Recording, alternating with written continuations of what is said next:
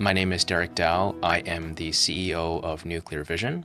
We are a mining exploration company, a uranium mining exploration company with uranium exploration assets in Botswana. We are listed on the Canadian Securities Exchange, and our ticker symbol is NUKV. We created this company out of four sort of core principles, which we believe are our four differentiators. One is large scale, low cost, good policy, and a strong team. So the reason for us to be in Botswana relates to three of those four differentiating factors, which is the large scale and the low cost. We have a potentially very large scale and low cost resource base, and Botswana is a very, very favorable mining jurisdiction for us to work in. So we have assembled a truly world-class team. Our management comes from Rosatom, which is the world's largest nuclear company, in terms of how much reach that company has in the nuclear fuel cycle. So obviously Rosatom controls 40% of the world's nuclear fuels processing supply chain, and our management team comes from actually senior management at Rosatom's uranium mining division. So that management experience, or this management experience, brings with it not only the network and the operational and exploration know-how, but also proprietary exploration techniques, proprietary uranium exploration techniques that we are going to be using in our Botswana project. So we will be beginning our work program very shortly. The nice thing about Botswana is that we can work year-round. We are beginning with a ground geophysics program and also using our proprietary exploration technology to help us define drill targets so that we can start drilling early 2026. Our program will be a combination of sort of traditional geophysics, but also accelerated by an AI partnership that we have gone into. Botswana is Africa's best place for mining. It's for mining investment attractiveness, it's ranked #1 by the Fraser Mining Institute. But you don't really have to believe the Fraser Mining Institute. You can quantify that by simply looking at how quickly it takes a mine to go from discovery, or a discovery to go from discovery into production. And Botswana is less than half the amount of time it takes you, less than half the amount of time in Botswana to move a discovery into production than the global average. There's renewed interest in nuclear lately in the West. Obviously, China, for example, has been building out nuclear at record scale and is expected to surpass the US capacity by 2030. But in the West, there's been renewed interest in nuclear, primarily driven by three things. The first is, and this applies especially to the United States, is the reshoring of critical manufacturing. And that's why we're seeing a lot of, quote unquote, Trump deals, but the US administration buying into critical mineral projects.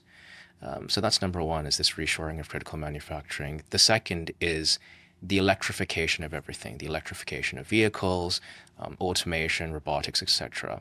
That's driving power demand. And #3, which is obviously very topical and also very important, is artificial intelligence. It's AI. If you look and you talk to any sort of major hyperscaler, you can talk to the chip makers, any NVIDIA, Jensen Huang has said this many times, CoreWeave, any of the data center providers or the infrastructure providers, everyone is power limited. So in order for you or them or any country to scale AI, that you need to scale power, and nuclear power is the most efficient form of power that you can generate to power AI.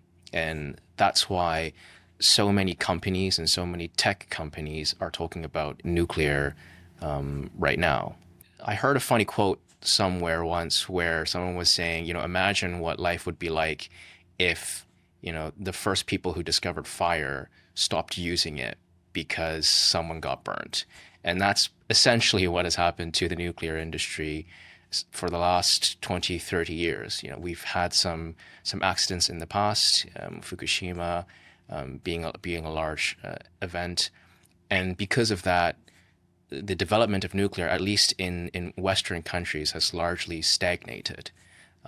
But the reality is modern nuclear facilities, these Gen 3, Gen 4 reactors, are very, very safe. They are designed in a way that there is zero risk of a runaway reaction.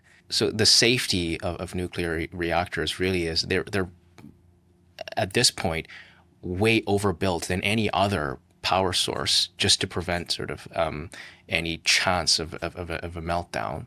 So one actually quite funny or interesting statistic is that you actually have more radiation coming from a coal plant than you do from a nuclear plant these days. So it is very safe. It is the most energy efficient source of power that we have, just simply by way of energy density and physics, really. So on the point or on the topic of AI and power demand, if you look at the amount of capital that has been spent already thus far into AI, it is trillions of dollars. Just 2025 alone, we've spent over $200 billion on AI, from chips to algorithms, etc. And the year isn't even over.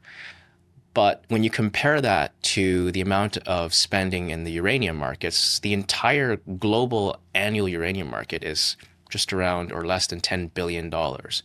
So it's conceivable, or it is reasonable to assume that the uranium market and the uranium price will be sufficiently high enough, or will be high enough, to incentivize supply to come online, such that uranium won't be the bottleneck for trillions of dollars of AI infrastructure spend.